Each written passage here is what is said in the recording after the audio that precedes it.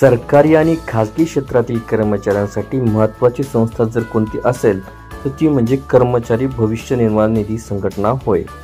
कर्मचाऱ्यांच्या पीएफ अर्थात प्रोव्हिडंट फंडाचे नियमन आणि व्यवस्थापनाचे महत्त्वपूर्ण कामं ईपीएफच्या माध्यमातून हे केली जाते. सध्या कर्मचारी भविष्य निर्वाह निधी संघटना काही मोठे बदल करण्याच्या तयारीमध्ये दिसून येत असल्यामुळे EPFO 3.0च्या अंतर्गत काही बदल करण्यात येणार आहेत व त्यातील एक महत्त्वाचा बदल असा असणार आहे की आता कर्मचाऱ्यांना त्यांना त्यांच्या पीएफची रक्कम थेट ATM मधून काढण्याची सुविधा उपलब्ध करून देण्यात येणार आहे. साधारणपणे 2025 पासून ही सुविधा कर्मचाऱ्यांना मिळेल अशी शक्यता आहे. याबाबत सविस्तर वृत्त असं की कर्मचारी भविष्य निर्वाह निधी संघटना अर्थात EPFOच्या माध्यमातून आता काही बदल केले जाणार असून EPFO 3.0च्या मसुद्यानुसार आता कर्मचाऱ्यांना ATM मधून पीएफचे पैसे काढण्याची सोय उपलब्ध करून देण्याचा विचार सध्या चालू असल्याची माहितीही समोर आली आहे. इतकेच नाही तर ही सुविधा कर्मचाऱ्यांना जून 2025 पासून सुरू केली जाईल अशी शक्यता आहे. परंतु ATM मधून अशा पद्धतीने रक्कम काढताना ती ठराविकच काढता येणार आहे. म्हणजेच आपत्कालीन परिस्थितीमध्येच कर्मचाऱ्यांना पैसे काढता येणार आहेत. तसेच सेवानिवृत्तीनंतर देखील कर्मचाऱ्यांची या पीएफ खात्यात पुरेशी रक्कम राहील याची काळजी या माध्यमातून घेण्यात येणार आहे. याकरिता EPFO डेबिट कार्डसारखे एक कार्ड आणणार असून या कार्डचा वापर करून ATM मधील भविष्य निर्वाह निधी खात्यातून बँक डेबिट कार्डप्रमाणे पैसे काढता येतील व या कार्डला EPF विड्रॉल कार्ड असे म्हटलं जाईल. पीएफची रक्कम काढण्याची प्रक्रिया अधिक लवचिक व सोपी करण्याची कर्मचारी संघटनाची मागणी होती व त्या उद्देशाने हा निर्णय कर्मचाऱ्यांसाठी नक्कीच फायद्याचा ठरणार आहे.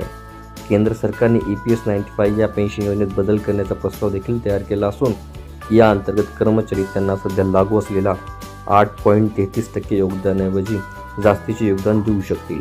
परंतु कंपनीच्या योगदानामध्ये कोणताही बदल होणार नसून कंपनीला कर्मचाऱ्यांच्या पगाराच्या प्रमाणात योगदान द्यावे लागेल. या नवीन बदलाअंतर्गत कर्मचाऱ्याला कधीही योगदान आणि पेन्शन फंड टॉप करण्याची सुविधा देखील मिळण्याची शक्यता आहे व विचारांमध्ये पीएफ सुविधा देखील जागरूकता निर्माण व्हावी याकरिता पोर्टल देखील अधिक संवादात्मक केले जाणार आहे. जर आपण पीएफ काढण्याचे नियम बघितले तर त्यामध्ये जर एखाद्या सदस्याची नोकरी केली तर तो 1 महिन्यानंतर त्याच्या पीएफ खात्यात जमा रकमेतून 75% पर्यंत पैसे काढू शकतो. उरलेली 25% रक्कम तो नोकरी सोडल्यानंतर 2 महिन्यांनी काढू शकतो. पीएफ काढण्यासंदर्भात जर आपण इन्कम टॅक्स म्हणजेच आयकर विभागाचे नियम बघितले तर त्यानुसार जर एखाद्या कर्मचाऱ्याने कंपनीमध्ये 5 वर्ष सेवा पूर्ण केली आणि पीएफ काढला तर त्याच्यावर आयकर दायित्व नसते. हा 5 वर्षाचा कालावधी 1 किंवा अधिक कंपन्यांना एकत्र करून देखील असू शकतो. एकाच कंपनीमध्ये 5 वर्ष पूर्ण करणे आवश्यक नाही. त्यामध्ये फक्त एकूण कालावधी किमान 5 वर्ष असणे अपेक्षित आहे. परंतु कर्मचाऱ्याने जर 5 वर्ष सेवा पूर्ण होण्या अगोदरच पीएफ खात्यातून 50,000 रुपयापेक्षा जास्त रक्कम काढली तर त्याला आयकर नियमानुसार 10% TDS भरावा लागेल. अशा परिस्थितीमध्ये जर पॅन कार्ड नसेल तर तुम्हाला 30% TDS भरावा लागतो. परंतु जर कर्मचाऱ्याने फॉर्म 15G किंवा 15H सबमिट केले असेल तर त्याला कुठल्याही प्रकारचा TDS लागत नाही किंवा TDS हा भरावाची गरज नाही. आपल्याला व्हिडिओ आवडले असल्यास चॅनलला नक्कीच लाईक, शेअर आणि कॉमेंट्स करायला विसरू नका.